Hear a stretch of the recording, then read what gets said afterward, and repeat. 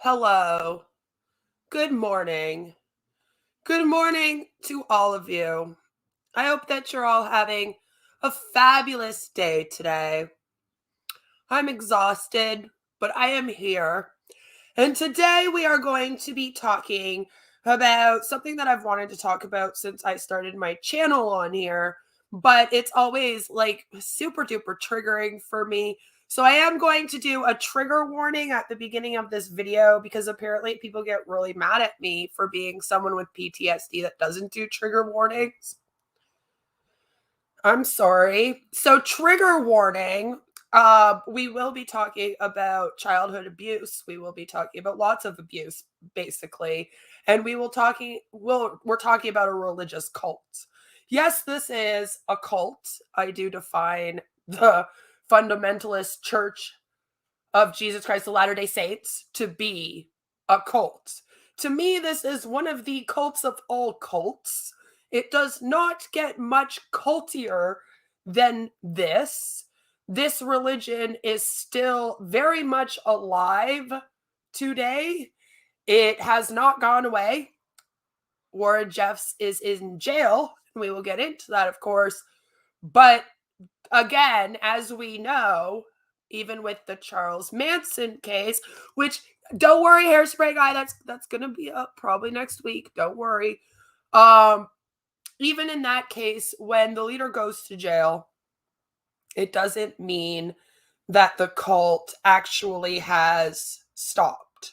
Yeah, it could still have followers. It could still have people that are continuing on in the doctrines. Usually it will have someone on the outside that is still leading the cult. And in this case, yes, it's sad. We'll get into it all. But this is still very, very much alive as a cult to this day, still going strong. I'm sorry I had to move the time of this. They are doing whatever outside of my place.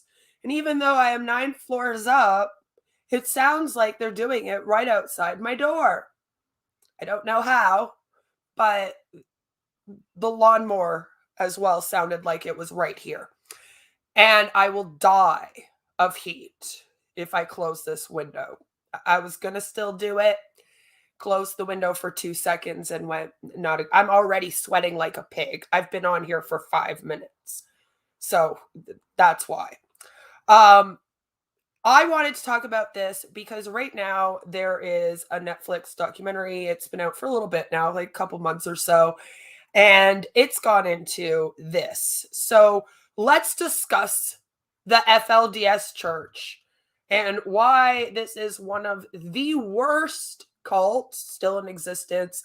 And let's start off by just watching like the trailer of the Netflix documentary that is on about it right now. That's kind of bringing about this conversation again out here on the internet. So yeah, that is the documentary on Netflix, just to give you a little bit of a synopsis of what they're talking about. They're talking about the whole thing, and I think it's brought the conversation up again, which I feel like people get talking about this cult whenever, for example, the Duggars do something wrong because they're a part of this. This is the religion that they follow. and that kind of thing, or if there's like something in the news about it, like with Warren Jeffs going to jail, with Warren Jeffs like moving to a different jail, just things like that. If that kind of comes up, then people talk about this again. And like there's the documentary right now, so people are talking about it again, and then it will go away and disappear, and everyone will pretend like the cult doesn't exist. So let's not do that this time. Let's make sure that we keep on talking about it and that people can get out of this thing, because it's horrifying. So let's talk about it. What the hell is it? Let's do kind of like a live dive of what the hell this cult is, what it's all about, how did it start. Let's again talk about this Netflix documentary. So it is called Keep Sweet, Pray, and Obey, because everyone is telling everyone to watch it right now again, right?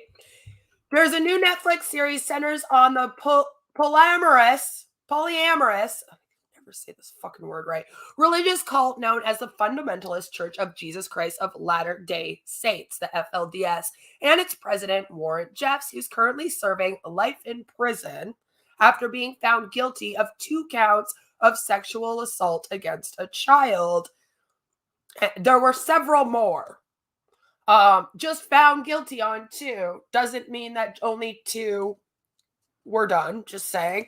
The documentary series reveals the strict rules that this cult imposed upon female members, including being ordered to dress in a certain way and having to pray on the hour every hour.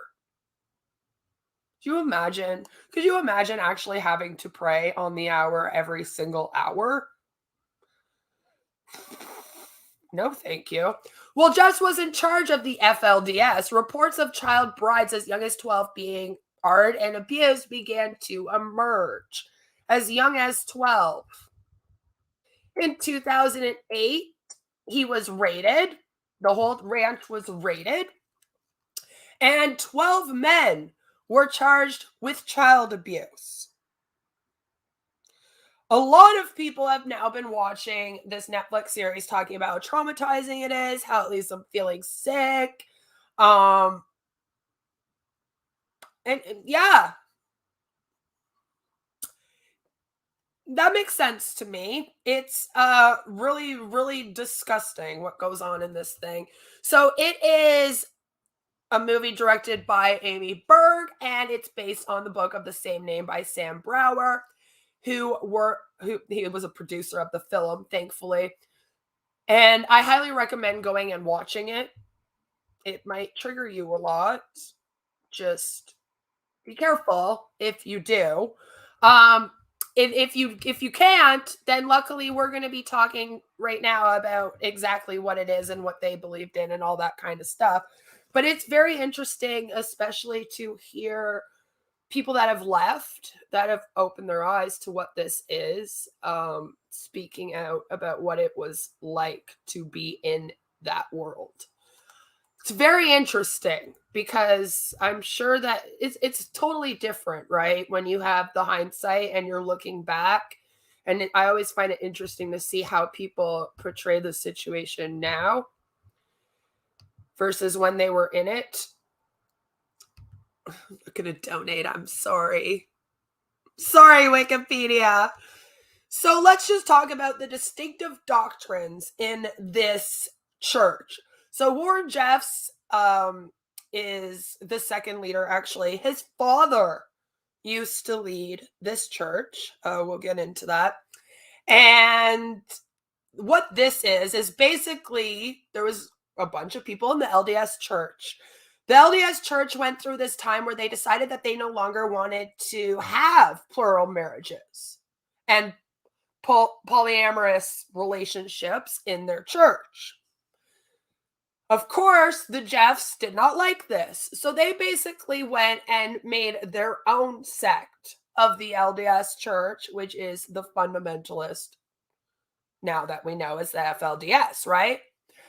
And that was basically the only reason why this cult was created within the Mormon cult. Because yes, I know, I'm a huge bigot because I believe organized religions to be a cult. We've already gone through this. I've been canceled 500 times. I don't care. Organized religion is a cult.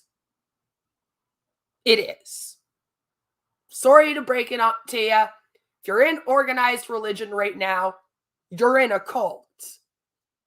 I'm sorry. I don't make the rules. Don't shoot the messenger. But the only reason why this thing exists as a cult is basically so that men could have as many wives as they wanted and take the wives as young as they wanted. Pretty much the only reason why. You could pretty much just sum this up as a chomo cult. I wish I was joking, but really, that's why this thing was created. They really wanted to still do polyamorous marriages. Warren had almost 80 wives. I believe it was 78 wives. My husband would tell you one's enough, okay? One is enough. Imagine like 77 more. Jesus Christ. I would not want 78 husbands. I can tell you all that much. And like that little blurb at the beginning, the ad for the Netflix documentary said, some of them were as young as like 12, 14 years old when they married him. And he wasn't the only one doing this. Of course, it was all of the men. So as you can see, one of the first distinctive doctrines we have is plural marriage and placement marriage, which is like arranged marriage. It says the FLDS Church teaches the doctrine of plural marriage, which states that a man having multiple wives is ordained of and a commandment by God. So God apparently said, you need to have multiple wives. Makes sense, because, you know, Joseph had so many. Or wait, John Smith had so many. The doctrine requires it in order for a man to receive the highest form of salvation. In the church, it is generally believed that a man should have a minimum of 3 in order to fill the minimum requirement. So you basically, right off the bat, minimum of 3 wives. Connected with this doctrine is the patriarchal doctrine, the belief that wives are required to be subordinate to their husbands, which is basically whatever the man says goes. So you are completely submissive to your husband. He controls every single thing. And as a woman, you must just do whatever he says without question. 78 mother-in-laws. Oh my God, yes. Oh my God. I didn't even think that far into it, Joe. That would be hell. Oh my God, who wants that? And I got along with my mother-in-law, but like still, Lord, when you have 78, you're bound to not get along with at least 10, right? Right? I'd need a lot of Viagra. I have to be honest with you. Even men with a high libido would probably, 78 though. Even 3, like, I'm just like, wow. And yours would all be of age too. I'm just throwing that out there. But yeah, it's whatever the man says goes. So like a woman can't even question, right? Like it's literally like the man says, drop to your knees right now. You're like, okay. I would not get on very well in this religion. The church currently practices placement marriage.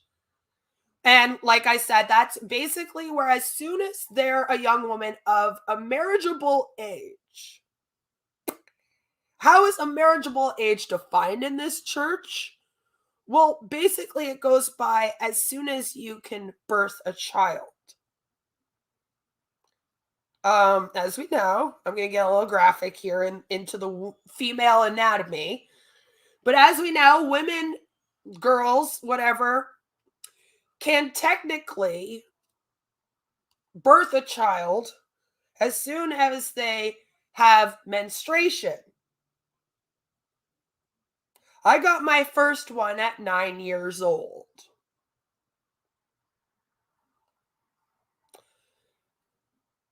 They kind of base it on that. So as soon as you are able to bear children, to them you are of a marriageable age. And then you get assigned a husband, and your husband is actually told to, usually Warren Jeffs, to be honest. It was usually Warren Jeffs that was doing these arranged marriages. And apparently God came and told Warren who these women should marry. And of course, 78 times it was him. Who knew, right? But they also had like other like leaders of the church. They had the prophets and whatnot, but it was usually Warren. And he was usually telling the prophets which ones to set up and stuff, you know. But the prophet elects to take wives from men as well as give wives to men according to their worthiness. And this practice was called the law of placing. And yes, I read that correctly. This was also something where a man and woman would be married, okay, join this cult or somehow end up in it. I don't know if you have to like sign up like an MLM or what. That's half a joke. Sorry, guys. I have to do humor in this or else I will lose my mind. And you'd be married, and then all of a sudden Warren Jeffs would come along and be like, actually, this isn't the husband for you. This isn't the wife for you. We're actually going to take your wife, and she's now going to marry this dude over here. And like, the crazy thing is that these people would be like, okay, all right, it's God's will. God's saying I have to divorce my husband and go marry this other dude. Some people on the internet are now going to join this church that hate me. Just saying. But yes, that is what the law of placing was. So they basically just created a law that meant that they could just like take people's wives from them. Is basically what that is to me. Basically what it is. And then place them with whoever they wanted. So if Warren wanted to marry another man's wife, basically, he would just be like, God told me that I am now to marry your wife, and this is not the woman for you. And then would like cuck the husband. It's the weirdest thing. Okay. To me, that is one of the like craziest things about this. And I don't know why. It's so crazy to think how manipulated people in this thing had to be, right? To just be like, sounds good. Yes, must have been a message from God. I know I've been married to this woman or man for 20 years. We have a couple great kids together. Our relationship was perfect until today. You know, like, but I will let you now take my wife and marry her off to someone else, or take my husband away from me and then make me marry someone else. Because the funny thing is that they didn't take the men and marry the men off. You know what I mean? It was always the woman that was taken and then married to someone else. And then if that man was lucky, then he would get like somebody else's wife or a 12-year-old little girl, if that's what Warren said to do, you know? And that's how that like went. And it's just crazy. You know, you have to think of the amount of manipulation that these people had to have been under to let that happen. Dress. There was a certain way that everybody had to dress, but again, mainly women. This is a very misogynistic cult. In general, women do not cut their hair short or wear makeup, trousers, or any skirt above the knees. Men wear plain clothing, usually a long sleeve collared shirt and full length trousers. Both are forbidden to have any tattoos or body piercings. It's considered like messing up with your natural self. That's also why they won't like wear makeup and stuff. They don't do anything to mess with the natural. Same with why they don't use birth control, sort of. That's one of the reasons they use, is because you cannot do anything to mess with the way that God just wants nature and everything to be, right? So they don't do that. Women and girls usually wear pastel-colored, homemade, long-sleeve prairie dresses with hems between ankle and mid-calf, along with long stockings or trousers underneath, usually keeping their hair like in this weird bun thing. Yeah, it's it looks lovely.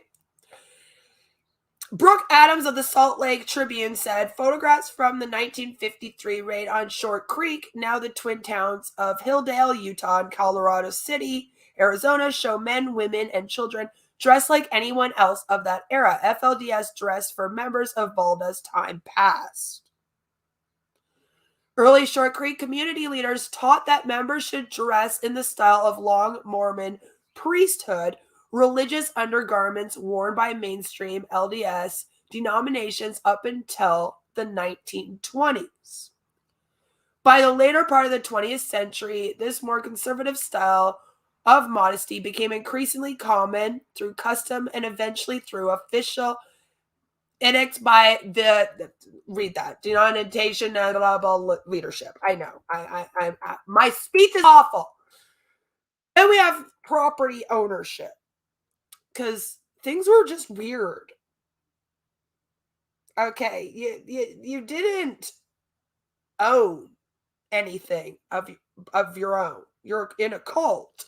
So most of the time in these cults, especially when they have compounds, of course, that people go and live at, they literally have to sign over every single thing that they own on all of their assets, any inheritance money coming to them in future, everything. You have to sign it over to the cult. So the land and house is occupied by the FLDS Church on the Utah-Arizona border. Can I just say it's funny to me how all the cults are in Utah? Is it like, what's wrong with Utah? What's going on with the water there? What you guys putting in the water? Okay, something's going on in Utah. I'm sorry, but come on. Like, all the cults are there. Something's up. And they're all owned by the United Effort Plan, which is the UEP. And it was once a subsidiary organization of the church.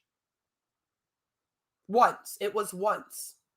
The UEP also owns most of the property of the businesses that are controlled by the FLDS church members in that area.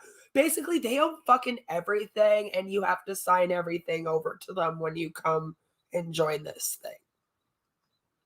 The church views this united order as a means of living the traditional Latter-day Saints doctrine of the law of consecration. And basically, yeah, it's like you live off of the land, you live on the most minimum that you can, you live in a very natural way, and you have to give a portion of your money to the church, and in this case, sign everything you own over to the church.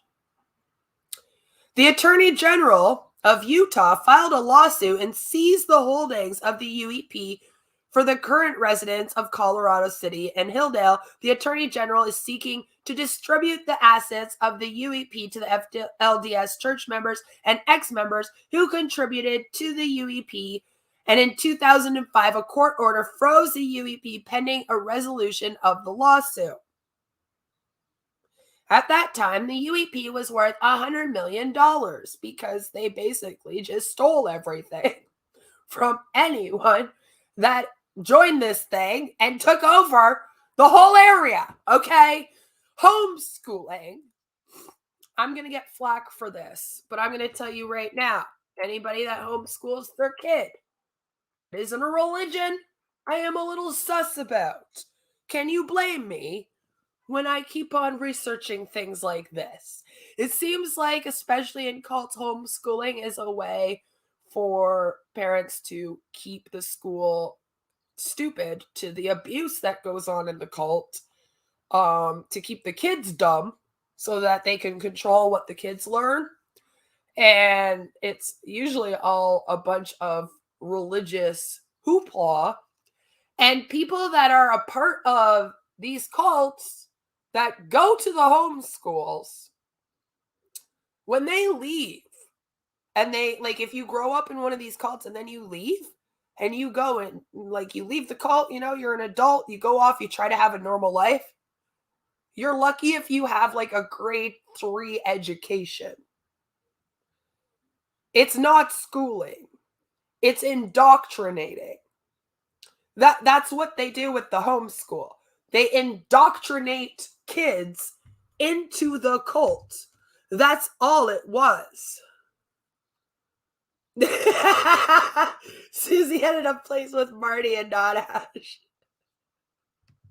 Yeah, she'd be real upset. Actually, I don't know. Maybe she'd just be happy to take any of them.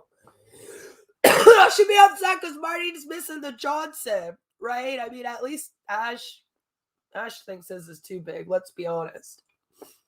So, like, I'm going to tell you right now, I'm not like against homeschooling. I understand some people need to do homeschooling, but oftentimes it's a red flag for me. Because yeah, it's usually used to hide child abuse and control and indoctrinate children, especially into cults. And that scares me. I'm just saying, be wary of people that homeschool and might be in a religion. You don't know. Not really regulated. I'm just saying, maybe I'm crazy once again, but yes. So in 2000, the Colorado City Unified School District had more than 1,200 students when Warren Jeffs ordered that FLDS church members remove their children from public schools. The number declined to around 250. And they are the Seventh Latter-day Saint denomination to have built a temple. And what do you worship at the temple? Well, you get to worship well basically Warren Jeffs. That's who you worship. Warren Jeffs. Yay! He is the prophet. I need to make jokes too, because it's very sad to me. Especially like just the child bride stuff really gets to me, okay? I don't know. And I don't know how you can be a parent. Like I said, the amount of manipulation and indoctrination that has to happen for somebody to join this and then be okay with the things that go on here is a whole new level of the bite model that I don't think I even know of. I don't know if there's a bite model good enough to even explain that, because it's insane to me. Even like just thinking about being a mom, like what I would do if some asshat came and tried to tell me in like 3-4 years that they found a husband for my like 11, 12-year-old daughter. They wouldn't leave my presence alive in Minecraft. I would flip out. I don't know, but like, it's like this church. We already know that the Mormon cult is very much based on bull hooey. I've talked about this quite a lot. And then this one is like a fundamentalist version of that. But it's worse because it, like I said, it was basically just made to abuse women and children. Like there is, and for Warren Jeffs to have power, the Jeffs to have power and money and be worshipped and get to live their lives out as the psychopaths that they are and have control over people. All things that horrify me that I would never want. So I always think about that and I'm like, this dude created a whole fucking cult wanting worship, wanting like all of this stuff. And I don't even know how someone can manipulate so many people into that, but it's like they're already manipulated by the Mormon cult. So I guess when you already think that you have to live your life a certain way to make it to some utopia at the end of life, to live out the rest of an afterlife. My atheist ass is having so much trouble right now. Having to live like an afterlife. Don't come for me, religious people. I'm trying. I guess it would be really easy when you're trying to live your life to be taken into a paradise for an afterlife, to then have somebody like the Jeffs come and like start to tell you that you have to do more in order to get to that paradise. And I guess people can get into the state of mind of being where they're willing to do anything. And and I guess a lot of people will throw away morals and values and everything that they are in order to get that paradise afterlife that I don't believe in, but they obviously very much do. And that's kind of scary, isn't it? I feel like that is scary. It's scary to think that there's some people out there that are willing to do these types of sacrifices to get to a utopia afterlife. That's horrifying. It is. I need alcohol now. It's too early for that. And I don't drink. But no, but it's like, I don't know. I guess that must be a very strong, powerful need and want to have. And I remember being like Catholic. I grew up very Roman Catholic. And I remember the fear of hell was always put into me. You know, if you live your life a certain way, you do a certain thing, then you're going to hell. And then I was like 9 years old and I started to have crushes on girls. Yeah. And then I went through a whole crisis for the next several years of my life trying to figure out how the hell I could have just like, because I was baptized Christian, who me and my not being able to speak at. I had like the whole 9 yards done as a Catholic. Confirmation, communion, the whole thing. All right. I was very, very Catholic. And I even had to go through like my confirmation when I was like going into high school, I believe it was. I think you're like 13 or so for that, if I remember correctly. I probably blocked some of this out. And like struggling with my sexuality and then trying to put together in my mind how there was supposed to be a God that loved me, but I had crushes on girls, and I was actually kind of like dating a girl sort of by like secretly at the time. And it was a weird thing to think that this God was supposed to love me and that I was already breaking one of the big rules he had, the big no-nos he had. And because of that, I would have to live the rest of eternity, which Lord knows how long that is. Apparently, it's just forever, endlessly, in hell, being set on fire. But it was because my God loved me that I had to not have crushes on girls. See, and that's a whole thing. But I remember how horrifying that was and how like I went through like several years of just was already in hell for several years. I felt like just trying to work all of that out in my child mind of when it was already fucked up back then too, by the way. And trying to piece it all together. And it's almost like being in an abusive relationship with an invisible being. Right? Because it's like, well, this God's supposed to love me, but then he's gonna send me to a fiery hell because I kind of love this girl over here instead of a boy. You know, like it's very strange. It's a very strange thing to go through. maybe some people can relate. I don't know. I'm told that I'm completely insane in all of my beliefs and why I am the way I am. Who knows? Um, and so, like, I guess I can relate to the fear in a way, but I still do feel, and I don't know what it is, but I still am kind of like, there's a line, because there is no way that I would ever hand any fucking person my kid to me. Send me to hell. Send me to hell for eternity.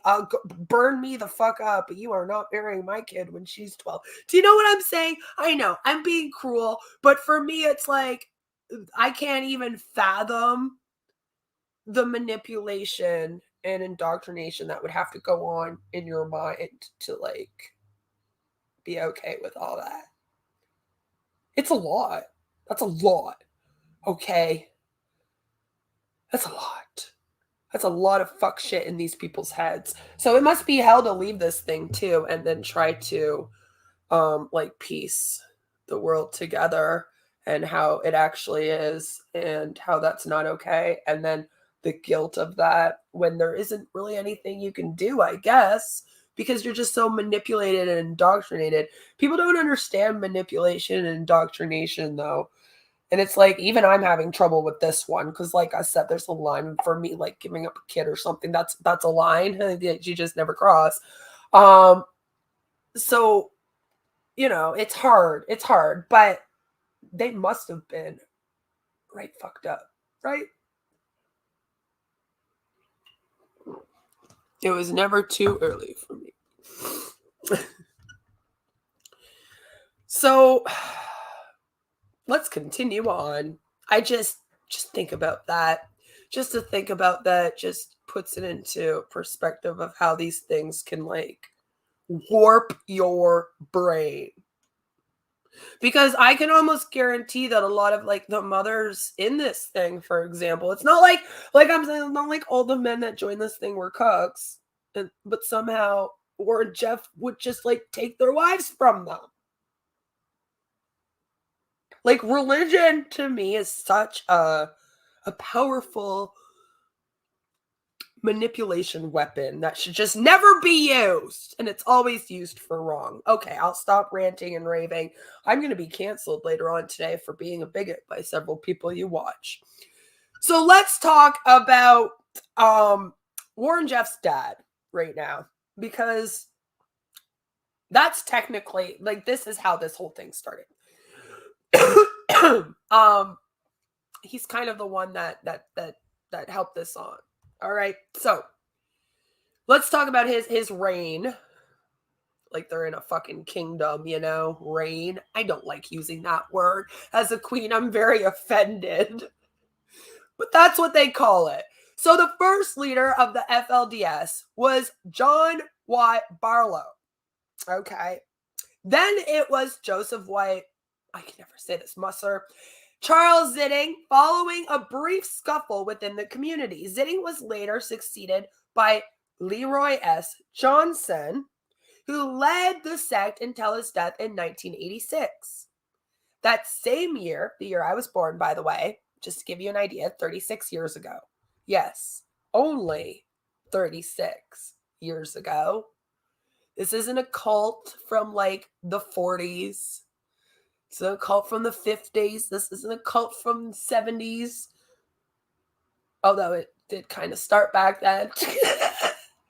Like the 40s. Listen, okay? But it's a cult that's been going, and this was only in 1986. That's only 36 years ago. That's a little crazy to me, but anyway. So also in 1986, Rulon T. Jeffs took over as prophet. Prior to his FLDS leadership role, he served as a high priest apostle in the Salt Lake City after moving back to town in the spring of 1945. So basically, he was always looked up to in this church. A high priest apostle is a very big role in the LDS. So among his followers, he was commonly known as Uncle Rulon, and he oftentimes made decisions. This sounds so uncle. based on visions he claimed he received from a higher power. God, if you will. In Keep Sweet, Pray, and Obey, one of his many wives, Alicia Roebuck, recounted the prophet's dining room wall, which organized each picture of his partners in the order he married them. I'm sure they were so happy about that. At the time of his death in September 2002, this man had 75 wives and fathered 60 children. 60, not 16, which would still be fucking ridiculous, by the way. 60. Many of his wives were also believed to have been underage at the time of their marriage. In fact, I would argue most of them were.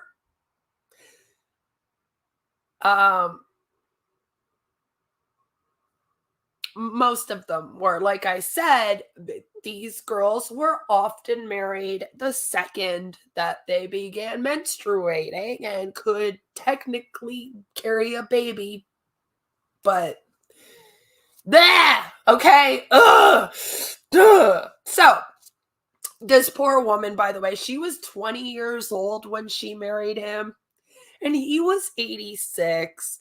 And I know some people might be all like, you're ageist now, but can we just talk for a moment about the fact that this 20-year-old woman who would have been a virgin, all of them are, you can't have sex before marriage in this, obviously, and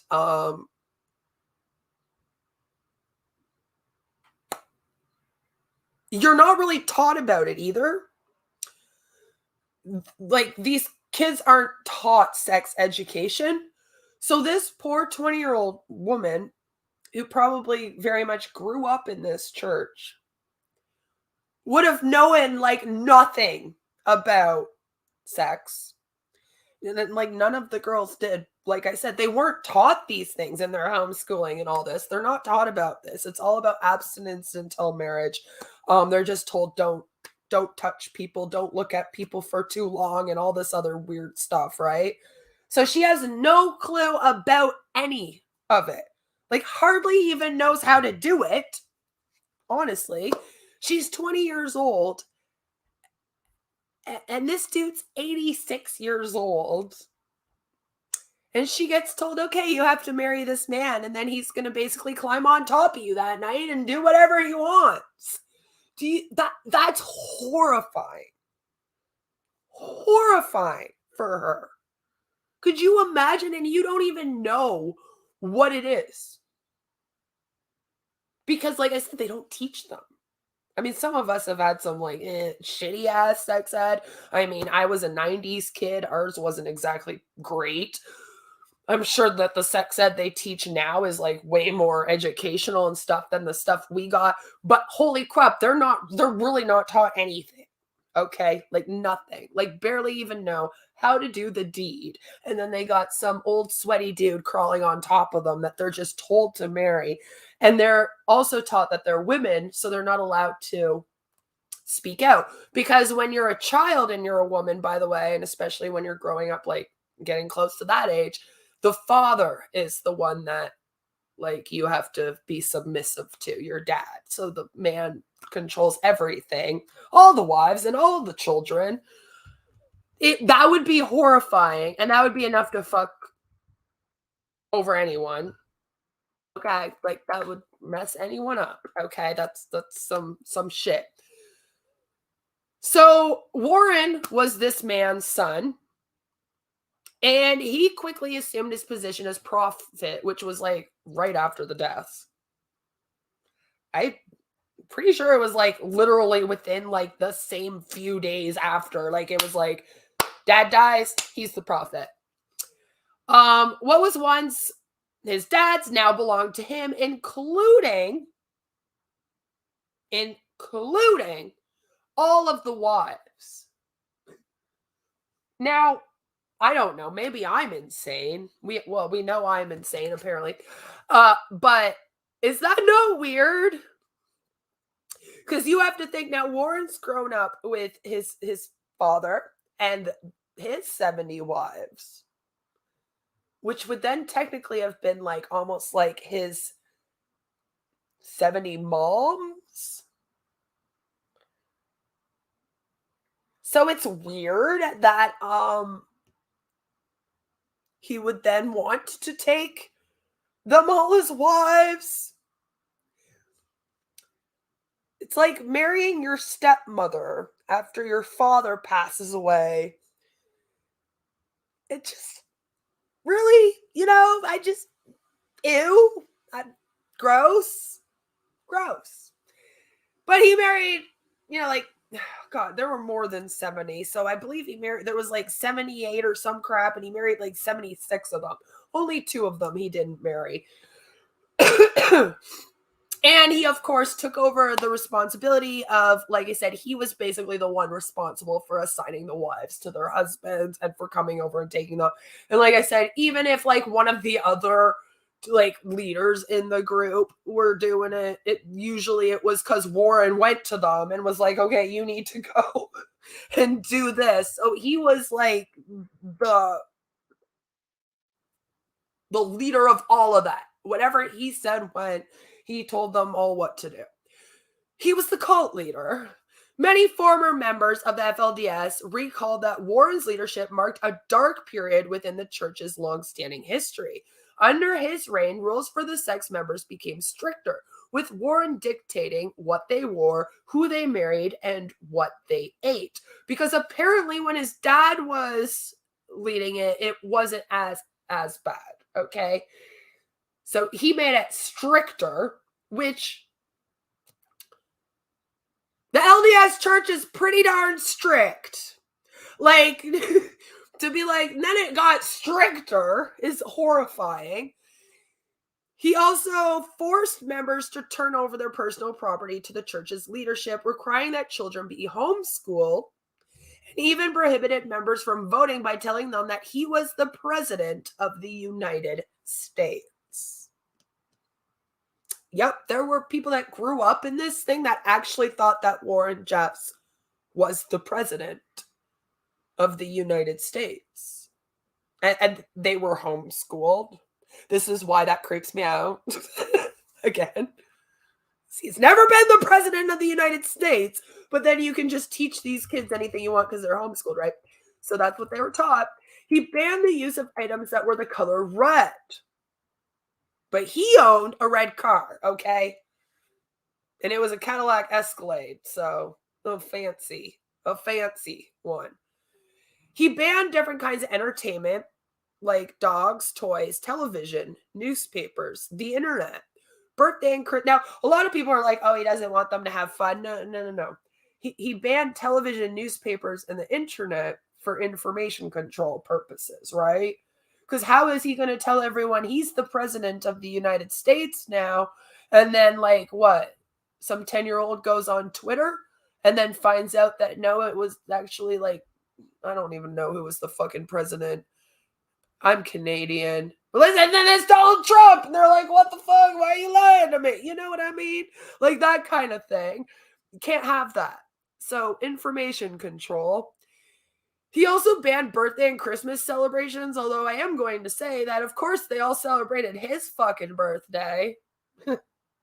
As they all do in these cults, right? Cult leaders will be like, listen, nobody's allowed to celebrate their birthday, but I want Vanguard Week, as is the case with Keith Raniere, right? Festivals, parades, camping, and fishing, which fishing was always weird to me. Because I was like, aren't they okay with fishing? Because do they not eat fish? And then that would be a natural way to catch food and eating off the land. And anyway, apparently you couldn't fish. And he encouraged members to tone down their emotions. They basically had to be emotionless. You can't show any emotions. Emotions are bad. Emotions are bad in cults, even community cults. Always be happy all the time. You're really happy over here. There's never any problems, right? Right. As soon as you start toxic positivity, I'm out. You a cult. Bye-bye. Just be wary of that. A handful of his rules served to control the girls and women in the group. Most of them did. Warren facilitated numerous underage and incestuous marriages. That was the other thing.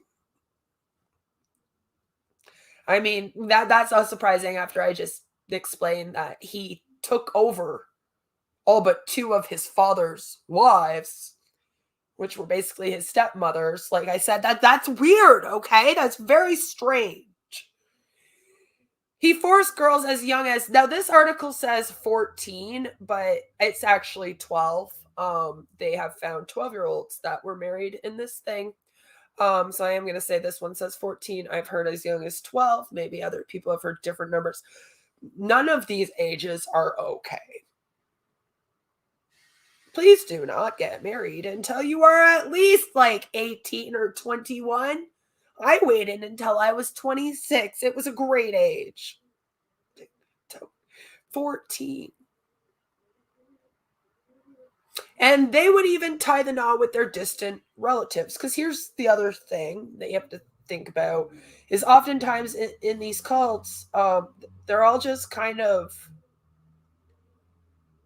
banging each other, marrying each other. And you get to a point where then they're all kind of related. And then what do you do to continue populating the cults? Well, you just got to keep on getting married and having children. You know, that happens in these cults way too much. Way too much. The so-called prophet also adhered to his own rules and had 78 wives, and 24 of them were underage. Again, I think it might have been even more than that. But 24 for sure. Additionally, Warren stripped women and girls of their anatomy, ordering them to don a new kind of prairie dress that covered them from head to toe and style their hair in a specific fashion. It's that beautiful bun that you always see them have on the top of their little heads. And it's like really like this. You see this? This weird head forward bun thingers that we have going on here. High bun in the front, and then if they had long hair in the back, it would be in this weird like almost like a French braid. And yeah, it's strange, right? I mean, when you see these types of pictures, you're like, oh yeah, they were in a cult. Yup. Definitely were in a cult. That's right. So this thing is a mess. This whole cult is a mess. I know, Joe. It's very, very gross. So they ran for several years. Like I said, his father passed away in 2002, in which case he took over and then made it like actually fucking insane.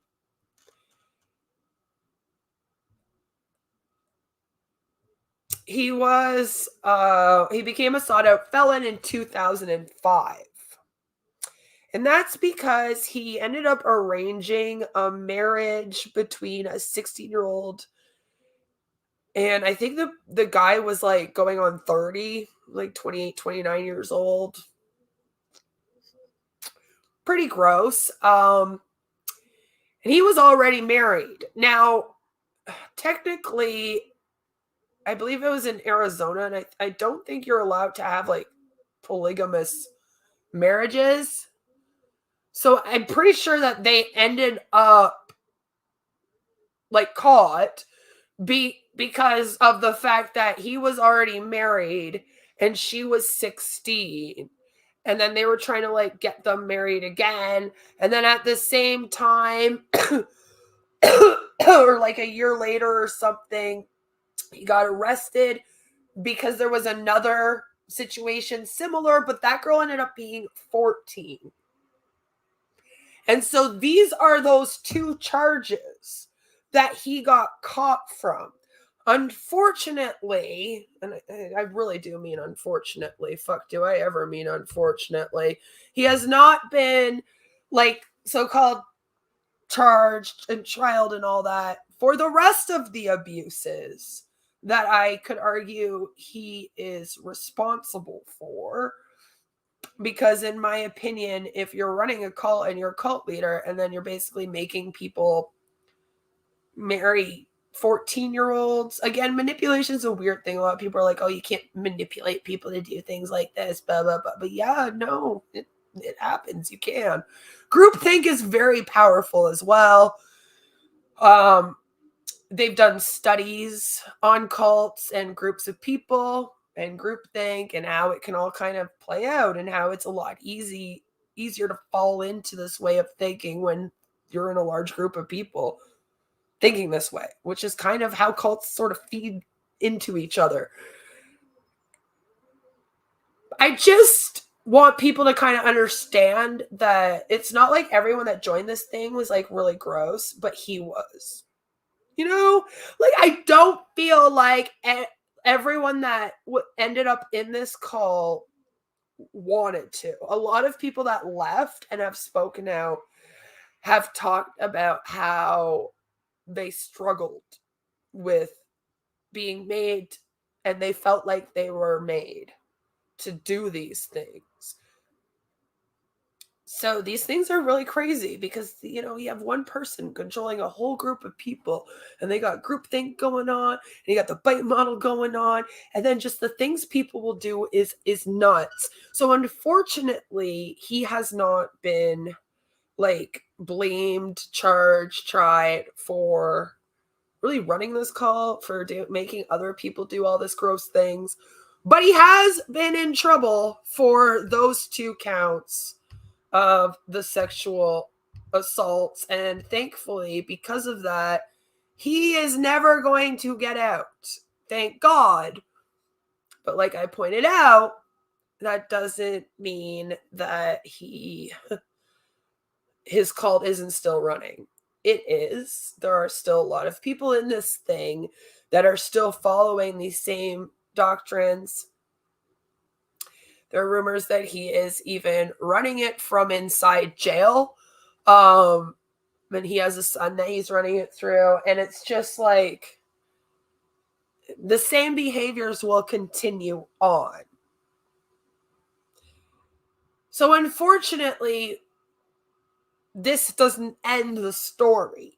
And I think that's the most traumatizing thing about this, is just people haven't really figured out that the most traumatizing thing about this is that, yes, you watch all of this and it's all a story. And I mean, technically, I believe he was put away, hold on, around like early 2000s. Yeah, the trial was in 2011. Sorry. I had to like double check that right quick. I'm trying to do a lot of this off of memory, okay? Damn it. But some of it I gotta double check for a second. Like, yeah, that happened in 2011. It's 11 years later, but like, this thing's still going. He still runs this cult. These people are still doing these behaviors. As long as this thing's still going and he's still alive and he can still get his son to take over for him and then, you know, etc. This is all still going on. All of these doctrines would still be practiced. All of these assaults would still be happening to minors. And that's horrifying. And I think that's why it's so traumatizing to people, because there isn't any closure with this story. There isn't an end. Like there is with NXIVM so much. I feel like NXIVM's kind of a decent example of, like, it has like 10 followers, maybe, these hardcore people that are like, Keith Raniere is so great, and that's about it, right? Like, it's pretty much dead because he went to jail, he got a sentence of over 100 years, and it did pretty much put a stop to NXIVM, right? So there was kind of a bit of closure with that. There's a lot of work to be done and a lot of recovery people have to go through afterwards and all that. And we have a lot of work to do to keep people aware and what to look out for and educated about what it was so that those things don't happen again. Because as we all know here, history just keeps repeating itself. But it's like with this one, damn it, why are you people doing more work outside my house now? At least it's a little quieter. I'm so sorry if you can hear it. With this one, it's like continuing on. It's still going. There is no end. There is no closure. This guy's in jail, but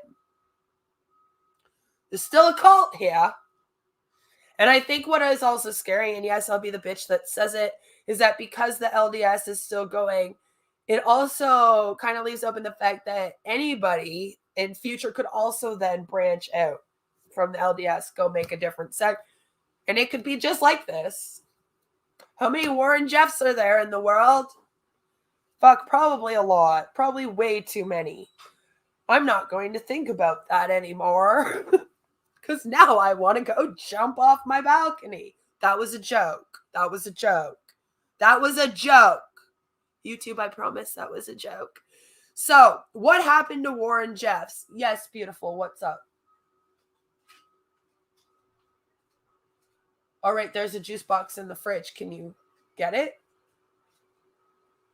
You need some help? Okay, can you just speak, please? I can't play sign language today. I am streaming, yes, but what? Yeah, I know. I'll be right there. But if you want a juice box,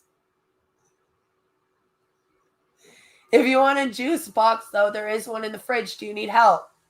I'm so sorry. One sec, guys. Do you need help with it, sweetheart? Or do you want to do it by yourself?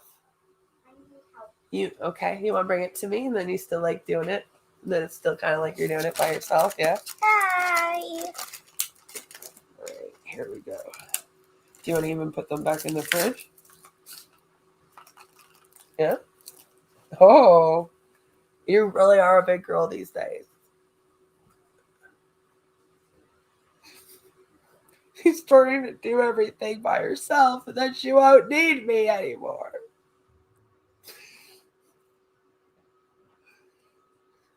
Are you good? Okay, do you need help with the straw, sweetheart?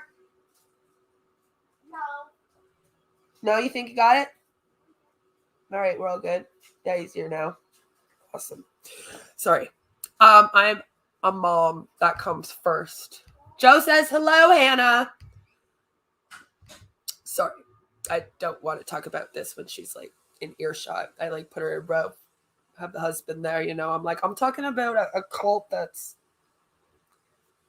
We want to cut off that conversation. She doesn't need to hear any of this. So, let's talk about... That's how I feel. Yeah, right. So let's talk about this because I think that's one of the scary things about this, and that's one of the most traumatizing things is that there is no ending to this.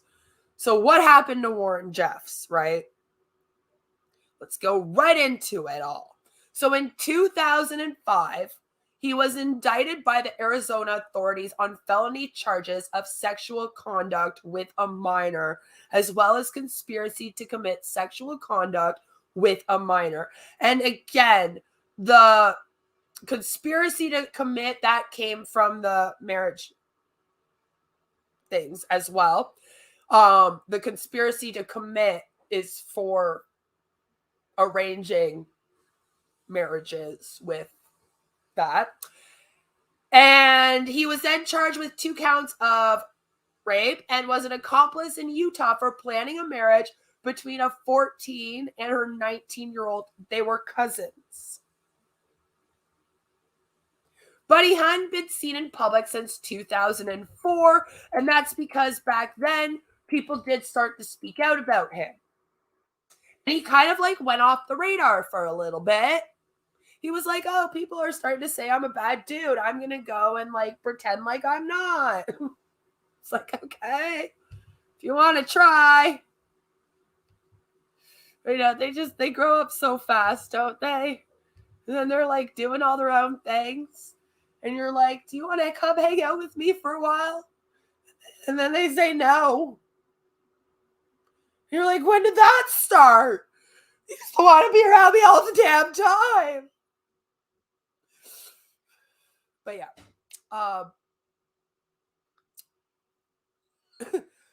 It took it was almost like some people started talking about him and he like got scared and he was like, no, I'm not going to be seen in public.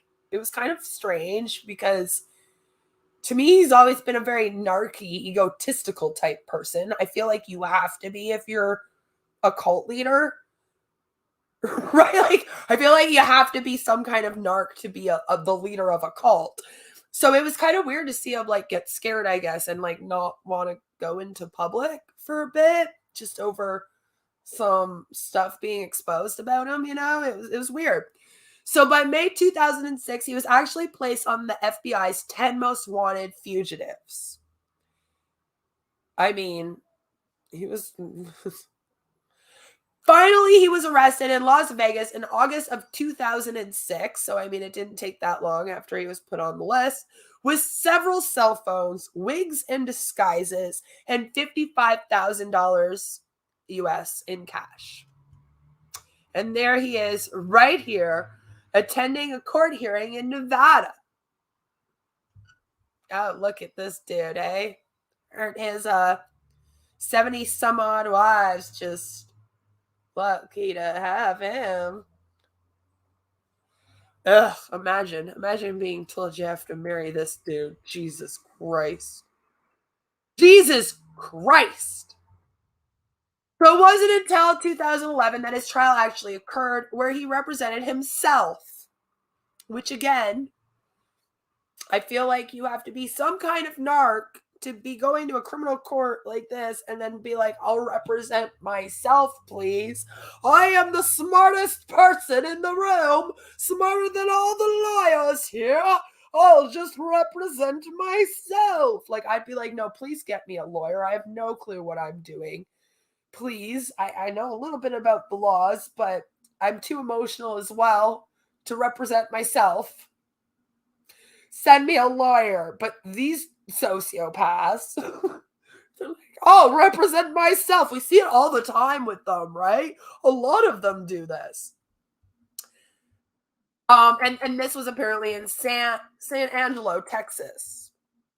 He was convicted on 2 counts of sexual assault of a child on August 9th of 2011, and he was sentenced to life in prison plus 20 years. So, like, he's not getting out, which is, I mean, the good news is that this man is never going to touch another child. That's the good news. He'll never get out of jail. But then after that, there's not really that much good news. I mean, like I said, it's still kind of going on and stuff like that. Like, I'm sorry, I don't have a happier ending to this story for all of us. You're probably wondering why it's asking if he's still in a coma. You're probably also hoping that he is. If you have dark humor like me, which I hope you do. I was. I was like, did this guy, what? Keep him in there. And then I was like, oh, they're talking about 2007. Never mind. Fuck. Damn it. While in prison, attempting to commit suicide in January 2007 by hanging himself. And then he fell ill while fasting in 2009, requiring medical attention, which he just did to like get fucking attention anyway. On August 29th, 2011, he was placed in it was 2011 in a temporary medically induced coma by Texas prison doctors. At the time, he had become extremely weak from fasting for the previous 3 days. He kept doing this. He kept fucking not eating. No one really knows why he went on the fast, but he did inform the staff that he was on a hunger strike, but fasting. And just for fucking attention, basically, right?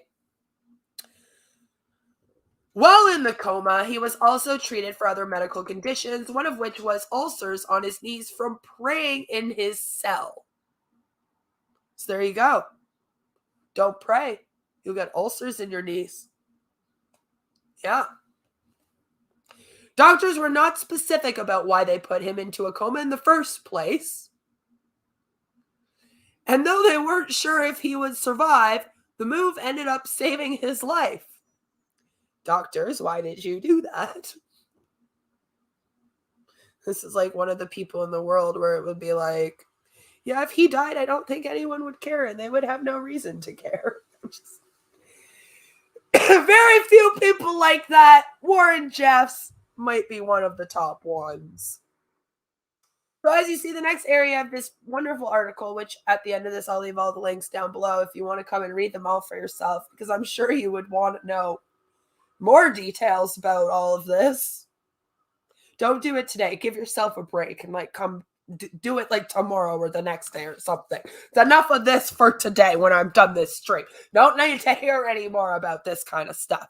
Unless you come watch my stream later, in which we'll be talking more about predators. Won't that be fun?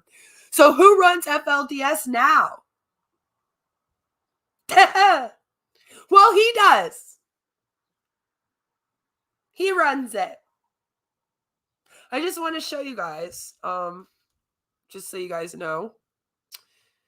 This article was the day after my birthday this year, June 14th, 2022. I'm showing you that just so that you know, like, we literally are talking about right now.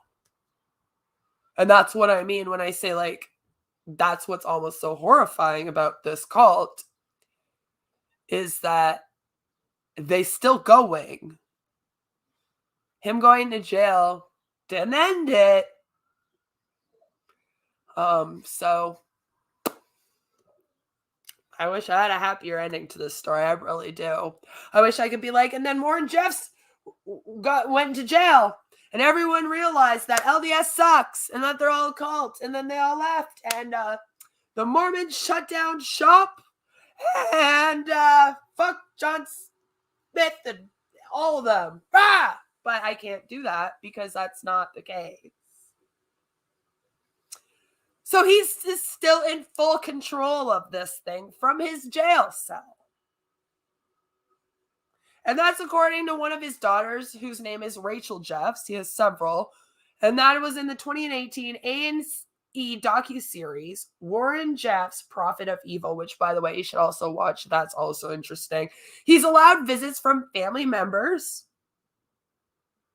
and is permitted to send letters to approved contacts. So this is where we get into issues. Because him being permitted to see his family members, who are basically, a lot of them are running the cult now, and sending out these letters to approved contacts makes it so that he can then send out coded messages to his followers. And they do think he's doing that, because it appears that they're getting, like, they're being told what to do by somebody, okay? They're not really getting, like, demands or anything like that. I was kind of like, crap, what word do I want to use for this? That's not the word I want to use. But, you know, like, they're all still very much in this thing, and someone is very obviously leading this thing from the top. So it feels like it's him. Because the other thing is, I think that Warren Jeffs is almost too much of a sociopath narc to ever give up his power and control of this thing while still alive. I don't think he would even be okay with one of his brothers or another family member, or like even his best fucking friend, I don't fucking know, son, whatever, taking over while he is still alive and could run this thing. Because for someone like him, it's all about control and power and greed, right? Well, the greed kind of goes out the window because he's not going to be making all the money off of it, although I'm sure they're keeping his canteen full. Now it would all be about the power and the control. And there is no way, I don't personally believe, and I'm sure a lot of other people that study like cults and whatnot would agree with me, that this man would ever give up even a little bit of his power to somebody else. I'm sure it even kills him that other people have to deliver messages on his behalf and that he can't be the one doing it. You know what I mean? That probably eats away at him a little bit. So I just don't see it. I really do think that he would be fully running this thing from behind bars. And they do have proof that it's still going and whatnot. So it's him running it. So it does say here that they believe that the authorities believe that he is sending out these coded messages. They also think he could be using visits with his many brothers to help direct them on how to continue running the organization.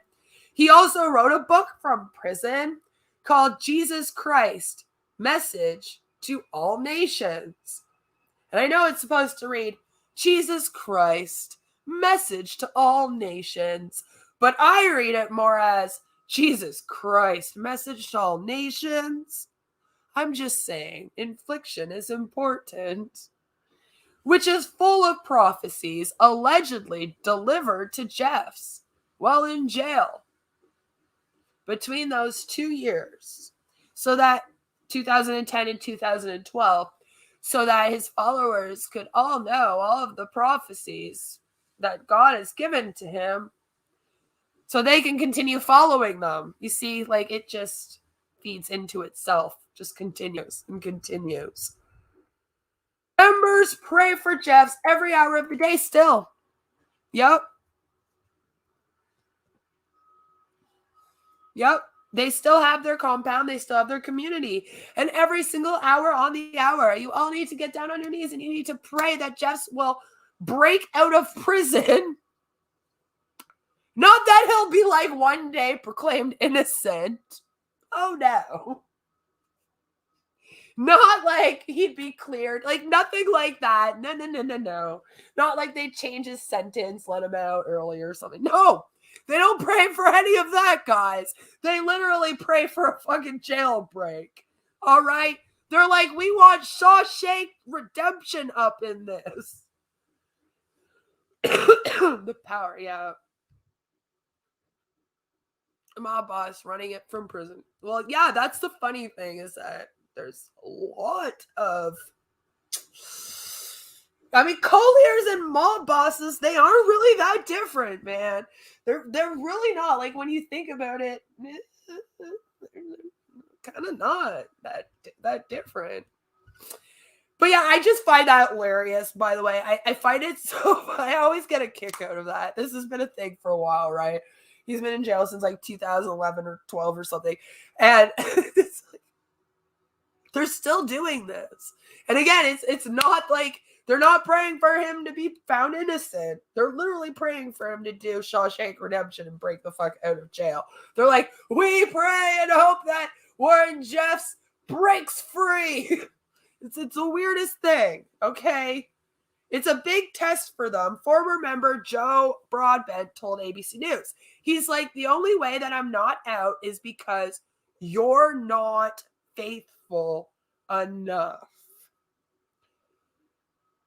And that's kind of how he controls them still. It's like, you're not being faithful enough to me. You're not praying hard enough. And because of that, I'm still in here.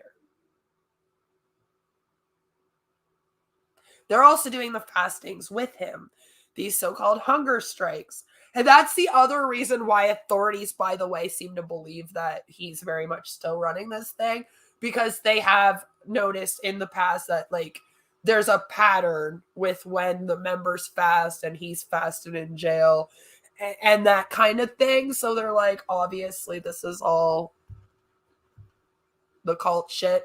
Keep going. He's keeping it going.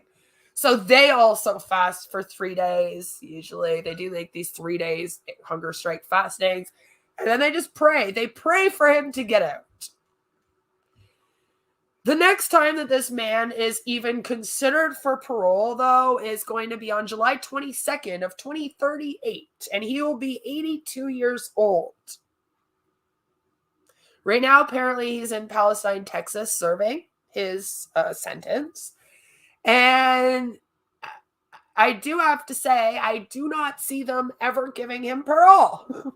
I don't think he'll ever get parole, but it is still funny to me that the people in this cult aren't even praying for his parole. They're praying for him to break out of jail. Break out and run and come back to them to run the cult, I guess, even better than he could from jail. So I think that is probably the most traumatizing part, though, is the fact that this thing is still going. I think that's why so many people are having trouble like stomaching this new Netflix docuseries, and it's conversation again. But I really do hope, because like I said at the beginning of this, I feel like this call always comes up in the media. It becomes a big thing. Like I said, when the Duggars do something wrong, everyone's like FLDS. This is the same one they follow. There's a lot of different weird FLDS sects out here. And I do feel like it's something that needs to be talked about more. And maybe it shouldn't just kind of disappear back under the radar again until something pops off. I hope that they continue to do more documentaries, and not only about Warren Jeffs. Like, I hope that they start diving into how he's running this thing from prison more. I hope the authorities can dive into that and find that out. I hope that eventually this cult ends. That's what I hope, because it's awful, isn't it? This is an awful one. I don't know how people could ever stick up for the crimes that have been committed here, but that's the world we live in a society. I'm just finding out news just in.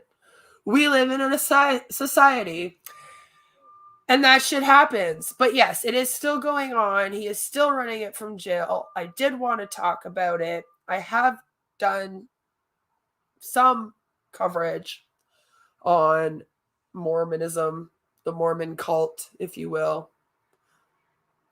I know that they really want to be called the Church of Latter-day Saints. So because of that, I call them Mormon as often as I possibly can. Because why would you need to change your name if you're not doing anything wrong? Right? Well, we got to rebrand. Okay? Careful of that. Be wary of that. People rebranding, changing names and stuff. What you running away from? What you doing? Something's off with that. That's just my opinion, though. Maybe I'm wrong. Who knows? I guess we'll all find out. So that is my live dive for now into the FLDS Warren Jeffs area of this cult. In future, I will be diving into other areas of the Mormon cult. We are finishing up the documentary on Charles Manson as soon as I can I'm trying to get it done. It should be done hopefully by the end of this week. And then we are going to be diving into Aleister Crowley and Heaven's Gate and all that kind of stuff. And then we are going to be coming back to FLDS for a while and talking about some other things that we need to talk about around the LDS church and whatnot. It is going to be the summer of crazy cults. I am looking forward to it. I enjoy covering these topics, even if they are triggering to me. I do not like to hide from triggers completely, because then I never get better. So I like to just a little bit at a time, just a little bit at a time. And this was really the best way I can do this one for now, was to talk about the documentary and then just go into what this thing is, how it started, and then who the hell Warren Jeffs was. You know what I mean? I know that you worship the man, and that's okay. It's okay. I understand that most of my haters are in cults. I'm okay with it. I don't know how anyone could be over my head.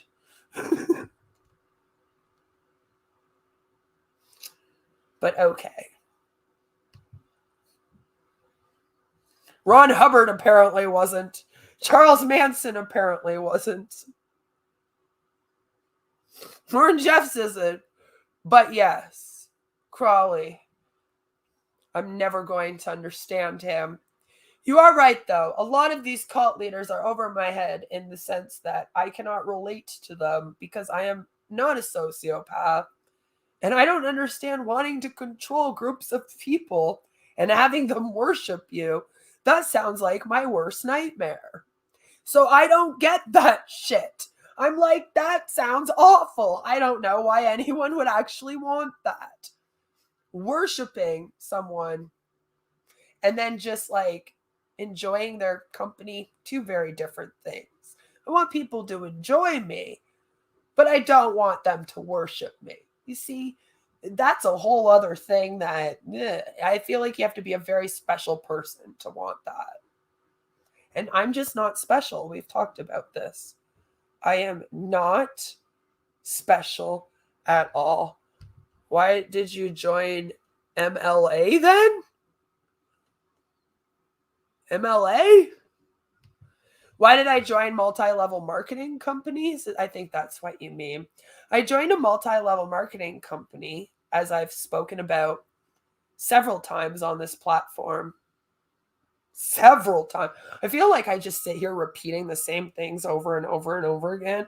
And then the exact same people are always like, but why did you do this? And then I have to keep on telling them over and over, and they keep waiting for like a different answer.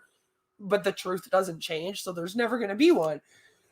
I joined an MLM company because my husband injured himself at work and could no longer work in the field he was working in, which he made very good money in, by the way. And I just had my daughter not that long before, and I thought I was going to be a stay-at-home mom. And then all of a sudden, my husband was injured, and I was told, actually, you can't be a stay-at-home mom, which is better for me to do with my mental health as well, by the way. The more things we put on my plate, the harder it is for me in life. So it's just not good for me to work and be a mom at the same time, really. So I thought, you know what? Doing MLM would be better. I went to college. I got my social service worker. I worked in mental health and addictions for a while. It re-triggered my mental health. I thought that I would be all right because it was a lot of childhood stuff that I thought I had gotten over. But working in that field and seeing a lot of the things I saw gave me the CPTSD again. I tried to go into working in, and I've, again, talked about this lots of times on here. I tried to go into working in fundraising for agencies. And even that got kind of triggering for me and whatnot. And then right around that time was when I ended up pregnant with my daughter. My man worked, so it's like, I'll be a stay-at-home mom.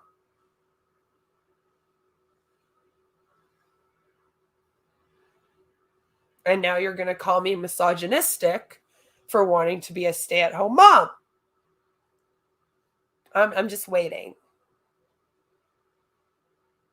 But what did you go to 2 years for college for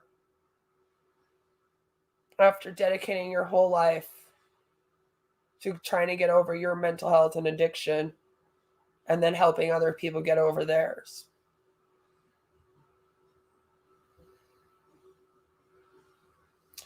It's weird that you would rather live in squalor with a child than get a real job. Well, how do I live in squalor? I'm not in housing.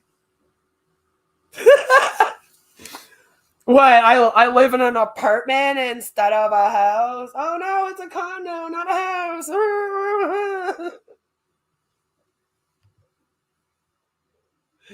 What are you talking about? A 2-bedroom apartment. Oh, so awful. Do you know what's funny? My husband and I actually had a 3-bedroom townhouse with a furnished basement. And then the city of Ottawa decided that they wanted to redo this whole area and plow it to the ground. And we were actually a part of one of the largest evictions in Canada. We made it on the news and everything. You can actually see me on the news talking about it. It's funny how you can always find the articles that you want to find about me, but none of the good ones, huh? Yeah, no, I got you. You guys and your biased research, very interesting to me. Um, so yeah, we moved to a 2-bedroom apartment. One of the best things I ever did, I have to tell you. Hella easier to clean. But would it be horrid conditions? Every mom wants to stay home. Feminism ended that lifestyle. I would know I'm not a feminist. I'm not a conservative either. I'm just a bitch. Do I have to put labels on myself? I feel like a lot of people get angry at me because they're like, you're not in the LGBTQ community because you don't put it in your bio. And I'm like, why? Because I don't need to sit here and like tell the whole world all the time all of my fucking shit. Like, same with the mental health things. Like, people are like, you don't have CPTSD. It's not in your bios. It's like, no, because I don't define myself in such ways. Am I supposed to be like, hi, my name is Beth, and I am a cisgender, bisexual female with CPTSD who used to work in social work, and now I'm a stay-at-home mom. Nice to meet you, because that's probably not going to happen.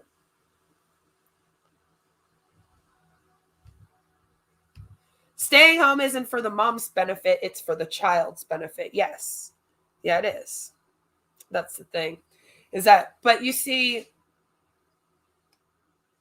these people that come into my comment section and leave like comments like this, they're not of sound mind or of caring about the benefit of children. Especially people like that come from like the boy and the teacup area. They just really want to harm all the children. Right?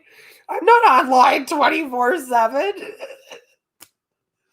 I bet you will go off now and watch a streamer who streams every single day on this platform.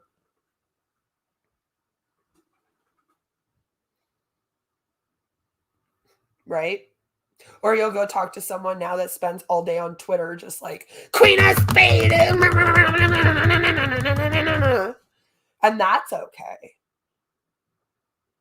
But when I take like a couple hours to do a video in a day, and then I don't stream for a couple days, or I do like a 10-minute video a couple times a week, I'm spending 24/7 on the internet. I only use this platform. I'm not on Facebook. I'm not on Twitter. I'm not on TikTok. I'm not on anywhere else posting. This is the only place I ever post. I hardly post on Instagram. Social media triggers me. I hate it all. You know? You know? Are you going to work though? I think you're late. I mean, when my man was working before he injured himself, he was at work by 5, 6 o'clock in the morning. You know? It's like going on 1 p.m. You're over here calling us lazy? Okay, when you go to work at 5 a.m. and then you spent 14 hours a day building trusses, then you come home and you take care of your family and take your daughter to splash pad, and then you come back home and you fucking fuck your wife, then you can come and call my man lazy. Until then,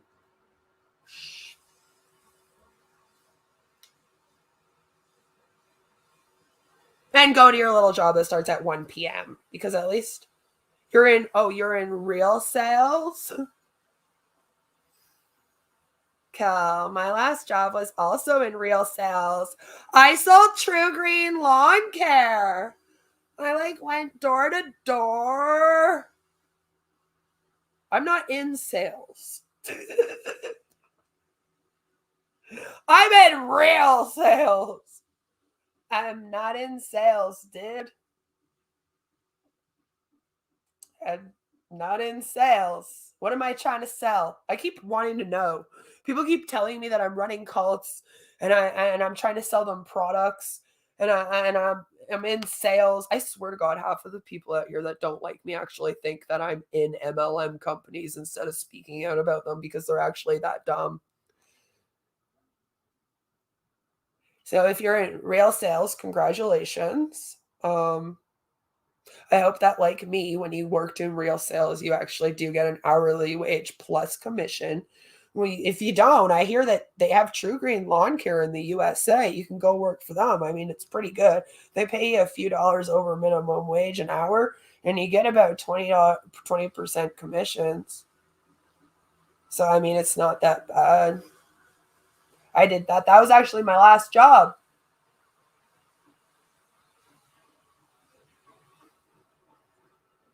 I've had a lot of jobs.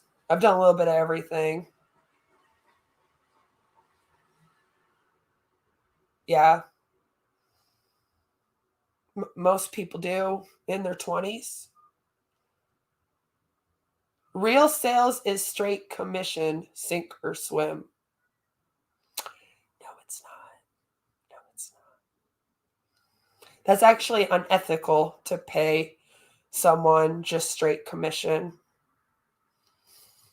It's very unethical. It's actually against labor laws where I live. It's an unethical business. And that's why I speak out about things like that. Because I think that if you are going to be working in sales, you should be getting a fair wage and not be being ripped off, which is why MLMs are bad and why whatever you're working for is probably also bad. And that's why I tell people if you're going to work in sales, go work for a place like True Green or something that at least you get hourly plus commission and something like that. Okay, you can even get benefits with them. So that's what you want. You don't want to end up working for a place that's like ripping you off. Um, but yeah, that's why I speak out against that kind of stuff.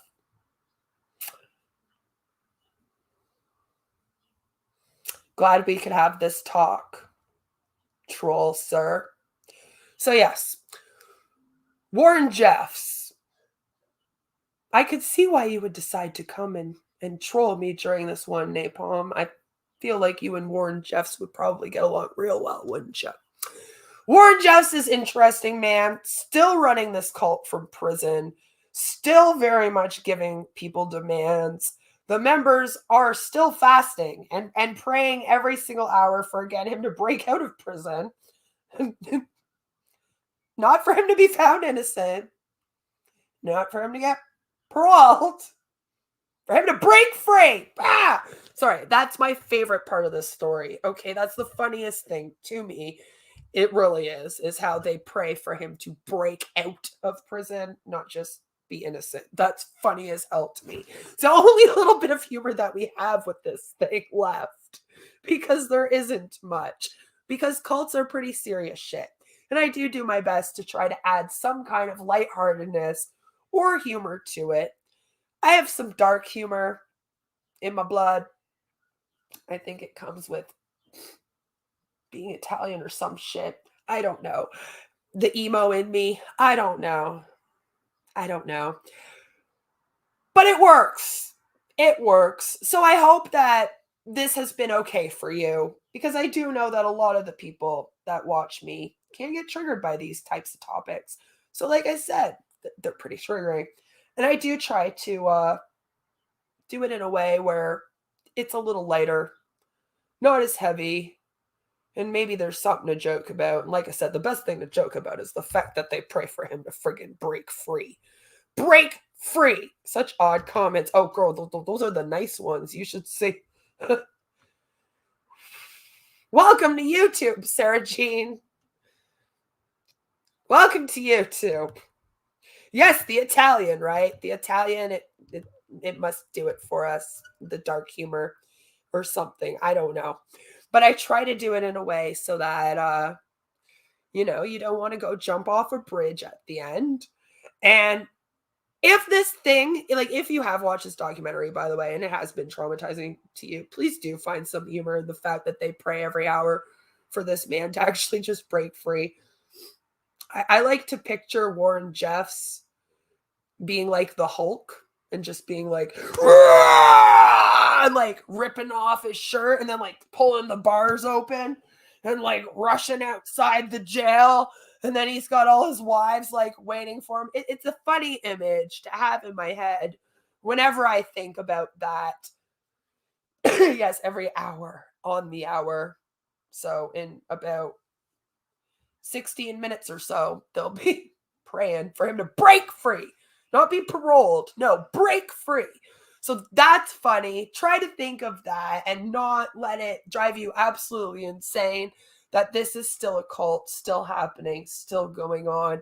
And if there is anything in future with this specific part of the story with Warren Jeffs and this part of the cult to update, I will. Yes, all night, all day and all night. All night as well. Their sleep is also timed, if I remember properly. Like they hardly sleep. It's a cult tactic, of course, to keep you up praying every hour for him to break free. So, yeah, that's about all I have for you for now for today. I will be doing another stream later, but it will be a drama stream. So feel fine if you want to skip those.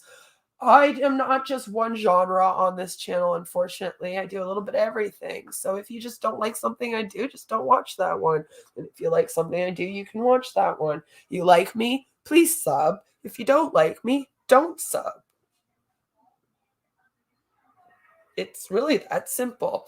And be wary of cults out here. Especially this one. Although I'm sure if you're watching me, I would hope that you wouldn't fall for this cult. And no matter where you are, what you're doing, I hope that you all have a fabulous, fabulous, fabulous day. And take care. And I will see you all very, very soon. Bye. Did you come out just to yell bye at everyone?